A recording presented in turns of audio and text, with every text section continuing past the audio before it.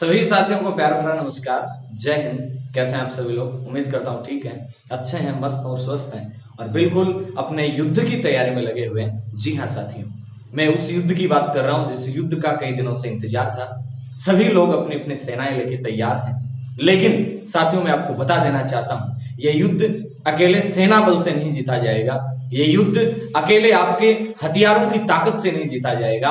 ये युद्ध जीता जाना है साहस से, ये युद्ध जीता जाना है धैर्य से, ये युद्ध जीता जाना है संयम से, और ये युद्ध जीता जाना है रणनीति से कि कहां पर हरावल दस्ते में किसको खड़ा करना है, चंदावल दस्ते में किसको खड़ा करना है, नेतृत्व किसको सौंपना है और किस प्रकार से कब दुश्मन पर आक्रमण करना है। ये तमाम रणनीतियां होंगे। जी हां, आप सही सोच रहे हैं, मैं बात कर रहा हूं रीट के पेपर की। और ये रीट का पेपर एक पेपर नहीं है, ये एक बड़ा युद्ध है और इस युद्ध में हमें अपना 100% देके आना है, जीत और हार की चिंता किए बिना। जी हां, सही कह रहा हूं मैं, जीत और हार की चिंता नहीं करनी है, हमें अपना कर्म किए जाना है और कर्म किए जाएंगे तो जीत और हार में से मिलना निश्चित है, जो हम डिजर्व करते हैं, जो हम डिजर्व करते हैं। जिस लेवल की हमने तैयारी की है, जिस लेवल के लायक हम हैं, वहां तक पहुंचने के लिए हमने जितना दमखम लगाया है, जितनी रणनीतियां बनाई हैं, उन तमाम रणनीतियों को अपन वहां पर फॉलो करेंगे, उन तमाम रणनीतियों को वहां पर इंप्लीमेंट करेंगे, तब जाके अपन निश्चित रूप से क्या हो जाएंगे, सफल हो जाएंगे। साथियों, मैं रीट परीक्षा के बारे में कुछ छोटी छोटी बातें आपके साथ करना चाहता हूं। उन तमाम विद्यार्थियों को, उन तमाम भावी शिक्षकों को मेरी ओर से हार्दिक शुभकामनाएं, जो मुट्ठी के अंदर सपने भर के, दिल के अंदर आशाएं लेके और जा रहे हैं इस युद्ध को जीतने के लिए। सभी को हार्दिक शुभकामनाएं, सभी को हार्दिक शुभकामनाएं। निश्चित होके जाइएगा। All the best, best of luck. साथियों, जब आप घर से निकलें पेपर देने के लिए, तनाव रहित होके निकलें, अपने इष्ट देव को याद करके निकलें, अपने माता पिता का आशीर्वाद लेके निकलें, अपने बड़े बुजुर्ग हैं उनकी सद्भावनाएं लेके निकलें, क्योंकि सफलता के अंदर जितना योगदान आपकी पढ़ाई का, आपकी मेहनत का होता है, उससे कहीं ज्यादा योगदान इन तमाम सकारात्मक ऊर्जाओं का होता है, क्योंकि सकारात्मक ऊर्जा प्रकृति में बहुत सारे विद्यमान है। और मैं हर बार कहता हूं कि जितना काम सकारात्मक ऊर्जा कर जाती है, उतना काम शायद मेहनत नहीं कर पाती कभी कभी। तो बिल्कुल तैयार हैं। अब आप जैसे ही घर से निकल गए हैं, उसके बाद एग्जाम हॉल की रणनीति क्या रहेगी, इस एग्जाम हॉल की रणनीति के बारे में अपन चर्चा कर रहे हैं। घर से निकल गए, एक दिन पहले निकलिएगा, 26 तारीख का पेपर है, 25 तारीख की शाम तक आप अपने एग्जाम का सेंटर जहां आया है उस शहर में जाएं, आराम से तसल्ली से 200 400 500 रुपए लगे, अच्छा रूम लें या फिर धर्मशाला वगैरह है, आराम से वहां रिलैक्स होके, ताकि एग्जाम के टाइम में आपकी नींद वगैरह है, आपका माइंड है, बिल्कुल डिस्टर्ब नहीं रहे। ठीक है, जैसे ही आप एग्जाम सेंटर पे पहुंचते हैं, एक बार आप अपने एग्जाम सेंटर को वापस से चेक कर लीजिएगा। बोले गुरुजी हमने तो 5-7 बार कर लिया, कोई नहीं साथियों, एक बार फिर से चेक कर लीजिएगा मेरे कहने पे, कि जहां आपका एग्जाम सेंटर है, जहां आपका एग्जाम सेंटर का कोड है, कि वहां आप पहुंच गए हैं या नहीं। एग्जाम सेंटर के बाहर रोल नंबर लगे मिलेंगे, आप अपने रोल नंबर जांच कर लीजिएगा कि क्या मैं वहां पहुंच पाया हूं या नहीं पहुंच पाया हूं। इन तमाम चीजों को देखने के बाद जैसे ही आप अंदर एंट्री कर जाते हैं, एग्जाम से लगभग 20-25 मिनट पहले अंदर शुरू कर देंगे, जैसे ही आप अंदर चले गए हैं, उस अंदर जाने के बाद एग्जाम हॉल में जैसे ही आप एंटर करते हैं, घबराने की कोई बात नहीं है, संख्या को देखने की कोई बात नहीं है कि कितने लोग हैं कितने लोग नहीं हैं। इन तमाम बिंदुओं को आप नकारात्मक रूप में ले लेंगे कब, जब आप चारों तरफ ध्यान देंगे तब। तो इन सबको देखना ही नहीं, आपको जाना है, अपनी सीट सुनिश्चित करनी है कि हाँ ये मेरा रोल नंबर है, ये मेरी सीट है। बोर्ड के ऊपर जो रोल नंबर लिखे हुए हैं उनको देख लेना है कि दूसरी रो में ही मेरा नंबर है ना। ये जिम्मेवारी अपनी खुद की है। जैसे आप एग्जाम हॉल में बैठ चुके हैं, अब ये 2.5 घंटे निश्चित करेंगे आपकी जिंदगी के सुनहरे पन्नों को। जी हाँ साथियों, मैं बिल्कुल सही कह रहा हूं। अब इन 2.5 घंटे में आपको क्या करना है, पेपर को किस प्रकार से हल करना है, कौन सा पार्ट पहले करना है, कौन सा पार्ट बाद में करना है, इन सब चीजों के ऊपर छोटी छोटी बात अपन करने वाले हैं। आप जैसे ही जाते हैं, पेपर का मिलेगा आपको, उसमें से ओमार निकालिएगा, आराम से तसल्ली से रोल नंबर कितने डिजिट में है, ओमार का जो बॉक्स है जहां रोल नंबर आप डालेंगे वो कितने उसमें बॉक्स हैं, आराम से देखिएगा। अगर 9 रोल नंबर आपके, तो 9 ही वहां पर अगर खाने हैं तो आराम से भरिएगा। बाई चांस अगर 10 हो तो 0 पहले लगा दीजिएगा। आपका सब्जेक्ट, आपकी लैंग्वेज है, आपके नाम है, आपका हस्ताक्षर है, ये तमाम चीजें आप पहले कर लेंगे। और जैसे ही आप पेपर खोलेंगे, पेपर खोलते ही आपको साथियों पेपर हल नहीं करना है। जी हाँ, आप कहेंगे ऐसा क्यों? दुनिया करती है पेपर हल, लेकिन आपको नहीं करना है। आपको एक बार के लिए पेपर को देखना है, तसल्ली से, आराम से देखना है। जैसे ही आप पेपर को देख पाएंगे, जैसे ही आप पेपर को देख पाएंगे, 5 मिनट लगे, 10 मिनट लगे, पहले पेज से लेके लास्ट पेज तक आप एक बार देखिएगा कि आपकी फर्स्ट लैंग्वेज जो भरी आपने, क्या वो उसमें है? सेकंड लैंग्वेज भरी वो है क्या? साइकोलॉजी का पार्ट पूरा है क्या? एसएसटी का पार्ट पूरा है क्या? साइंस मैथ का पार्ट पूरा है? आपने 10 मिनट पेपर को दे दिए, इससे कोई तूफान नहीं आने वाला है। टाइम खूब रहता है, समय रहता है, क्योंकि पेपर बनाया है जिसने, जिस लेवल का पेपर बनाया उस लेवल का टाइम भी दिया गया है। तो ज्यादा घबराने की कोई आवश्यकता नहीं है। आराम से 5-10 मिनट आप पेपर को केवल देखेंगे, प्रश्नों को नहीं पढ़ना है। एक बार पेपर को आराम से देखना है, जब तक आप थोड़े कूल हो जाओ, शांत हो जाओ कि हाँ अब मुझे पेपर हल करना है, अपने इष्ट देव को याद करके, आराम से, तसल्ली से, अपने माता पिता को याद करके, आशीर्वाद लेके, अपने जितने भी चित्त परिचित हैं उन सब की सद्भावनाएं आपके साथ हैं, इन सब का ध्यान रखते हुए अब आप पेपर को स्टार्ट करें। और पेपर स्टार्ट करते टाइम आपको एक बात याद रखनी है कि सिलेक्शन हो या नहीं हो उससे मुझे कोई फर्क नहीं पड़ता, मुझे अपना 100% देना है। हर प्रश्न है उसके ऊपर मुझे अपनी पूरी ताकत लगा देनी है, हर प्रश्न के ऊपर मुझे अपनी पूरी ताकत लगा देनी है कि कहीं ऐसा नहीं हो जाए कि मेरी वजह से ये प्रश्न मुझे आ रहा था लेकिन मैं गलत कर गया। ये बात नहीं होनी चाहिए। बाकी सब चलेगा, नहीं आ रहा था, आपने अपनी ताकत लगाई, आपने पूरा जोर लगाया, उसके बाद हो सकता है आप उस प्रश्न के सही उत्तर तक पहुंचे। अब बात करते हैं अपन कि पेपर को हल कैसे करना है।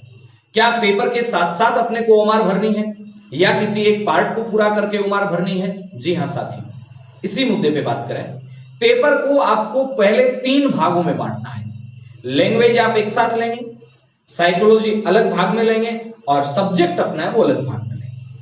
और जब लैंग्वेज आप खोलें पेपर में तो प्रथम भाषा में कई सी भाषाएं आएंगी, हिंदी भी आएगी, इंग्लिश भी आएगी। ऊपर लिखा हुआ देख लें, प्रथम भाषा, फर्स्ट लैंग्वेज। और जैसा कि आपने फर्स्ट लैंग्वेज हिंदी भरी है तो आप फर्स्ट लैंग्वेज की हिंदी को ही हल करें। कई विद्यार्थी जानकारी के अभाव में वो क्या करते हैं, उनका सेकंड लैंग्वेज हिंदी है लेकिन वो क्या करेंगे, फर्स्ट लैंग्वेज उन्हें पहले इंग्लिश दिखेगी, उस इंग्लिश को हल कर देंगे, फिर फर्स्ट लैंग्वेज में हिंदी दिखेगी, उसको हल कर देंगे और वहां आप मात खा सकते हो। इसलिए इन छोटी छोटी चीजों से अपने को बच के रहना। पहले आप अपनी लैंग्वेज चेक कीजिएगा। फर्स्ट लैंग्वेज आपने क्या भरी, आपने भरी हिंदी, तो हिंदी को देखिएगा। सेकंड लैंग्वेज आपने क्या भरी, संस्कृत, संस्कृत को देखिएगा। उसके ऊपर द्वितीय भाषा लिखा हुआ या नहीं लिखा हुआ। उसके बाद आप साइकोलॉजी को चेक कीजिएगा, हाँ है कि नहीं। उसके बाद सब्जेक्ट को चेक कीजिएगा, है कि नहीं। चेक करने का काम पूरा हो गया। अब आपको केवल शुरुआती दौर में दोनों भाषाओं को कवर करना है। क्या करना है, शुरुआती दौर में केवल दोनों भाषाओं को कवर करना और कुछ नहीं करना। दोनों भाषा को देखें आप और पहले राउंड में केवल उन प्रश्नों को करें जो आपको कंफर्म आ रहे हैं। मैं क्यों कह रहा हूं ये बात, तुक्का मारने वाला क्यों नहीं बता रहा, माइनस मार्किंग तो नहीं एक साथ ही कर लेते हैं सर, नहीं।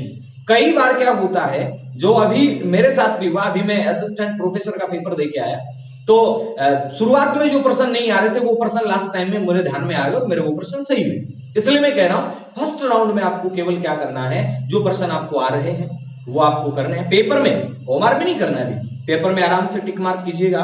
फर्स्ट लैंग्वेज के जितने भी प्रश्न हैं, 30 प्रश्न आपको, जैसे मान लीजिएगा कि 20-22 प्रश्न आ रहे हैं कंफर्म, 18 आ रहे हैं कंफर्म, 17 आ रहे हैं, कोई डरने की बात नहीं, लास्ट तक स्कोर अपना बढ़ जाना है, ठीक है। वो कंफर्म जितने आ रहे हैं दोनों लैंग्वेज में वो देखिएगा और दोनों लैंग्वेज के ओमार में जो गोले काले करने हैं वो आराम से आप कीजिएगा। पहले फर्स्ट लैंग्वेज सेकंड लैंग्वेज दोनों को देखना है, उनका पेपर के अंदर ही हल करना है और उसके बाद आपको क्या करना है, ओमार में फर्स्ट लैंग्वेज और सेकंड लैंग्वेज दोनों के गोले काले कर देने हैं ध्यान से। और ओमार भरते वक्त ये स्पेशल याद रखिएगा साथियों, बार बार जांच कर लीजिएगा कि 5 नंबर का प्रश्न है, मान लीजिएगा आपने 7 और 8 प्रश्न छोड़ दिया। अब 5 नंबर के प्रश्न के बाद आपको करना था 9 नंबर प्रश्न और आपने गोला काला कर दिया 6 नंबर वाले प्रश्न का, आप तो सीधे सीरियल से लग पड़े। तो वहां थोड़ा सा आपको देखना है कि जिन प्रश्नों को आप एक बार के लिए स्किप कर रहे हैं, क्या आपने उनके गोले भी छोड़े हैं ओमार के अंदर। ये कई बार गलती हो जाती है और एक प्रश्न में गलती होगी फिर नीचे तक होती चलेगी। तो आपको क्या करना है, ओमार को गोले काले करना है, साथ साथ नहीं। पहले आप लैंग्वेज फर्स्ट और सेकंड फर्स्ट राउंड में ये देखें और इनको आप आराम से गोले काले करें। अब सेकंड चरण क्या होगा, साइकोलॉजी को लें। सेकंड चरण में आप साइकोलॉजी को लेंगे और साइकोलॉजी के अंदर वो प्रश्न जो सीधा फैक्ट है, समझ आधारित प्रश्न अभी नहीं करने, टाइम नहीं लगाना अभी आपको। अभी जो फैक्ट जो प्रश्न है, जो डाटा है, कंफर्म आपको आ रहे हैं, जिनमें आपको समय नहीं लगना, अभी केवल वो प्रश्न आप करें। जैसे मान लीजिएगा 30 में से 13 प्रश्न ऐसे जो आपको आ रहे हैं साइकोलॉजी में, आप आराम से पहले पेपर में हल कीजिएगा, उसके बाद में उन 13 प्रश्नों को ओमार में हल कर दीजिएगा, ओमार में भर दीजिएगा।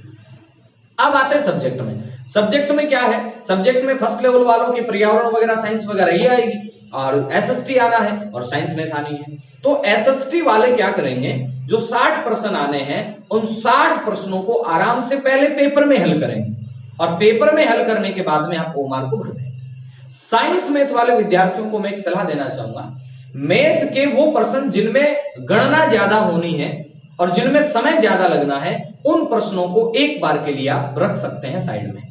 उन प्रश्नों को एक बार आप अंतिम समय तक के लिए रख सकते हैं। पहला काम जो बिल्कुल जिनमें टाइम नहीं लगना, वो काम करें। अगर उस गणना काल में आप पहले उलझ गए तो कहीं ना कहीं आपको नुकसान हो सकता है, क्योंकि फिर उस गणना में लगे रहे, फिर आपको इजी प्रश्न आने तो उनके लिए आपको समय नहीं मिले, ऐसा नहीं हो जाए। तो गणना का प्रश्न है, समझने का प्रश्न है, उनको आप एक बार के लिए स्किप कर सकते हैं, और सब्जेक्ट में जो प्रश्न आ रहे हैं उसके आप गोले काले करें। 3 चरण कौन से लेने हैं, राउंड पहला है, पहला राउंड है, पहले राउंड के 3 पार्ट कर लिए अपन ने। पहले पार्ट में दोनों लैंग्वेज पहले पेपर में हल करनी है, बाद में ओमार के अंदर आपको गोले काले करने हैं।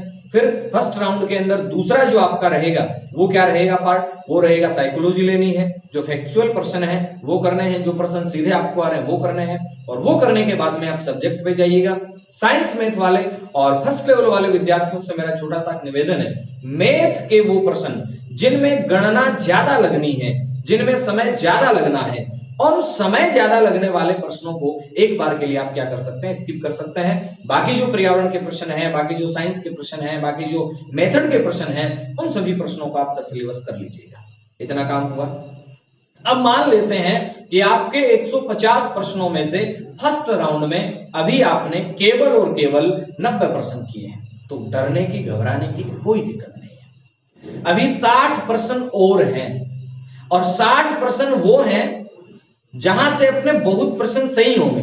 ये 90 तो वो थे जो बिल्कुल अपने सही हैं। अब आप सोचेंगे गुरुजी मेरे तो फर्स्ट राउंड में 75 बैठे, तो भी चिंता नहीं करनी है। चिंता का उस समय कोई लेना देना करना ही नहीं है। आपको हर प्रश्न पे अपनी जान फूंक देनी है, अपना पूरा दमखम दिखा देना है कि इस प्रश्न को मुझे छोड़ना नहीं है, मेरी वजह से गलत नहीं होना चाहिए कि मुझे आ रहा था फिर गलत हो गया। पहला काम पूरा हो गया।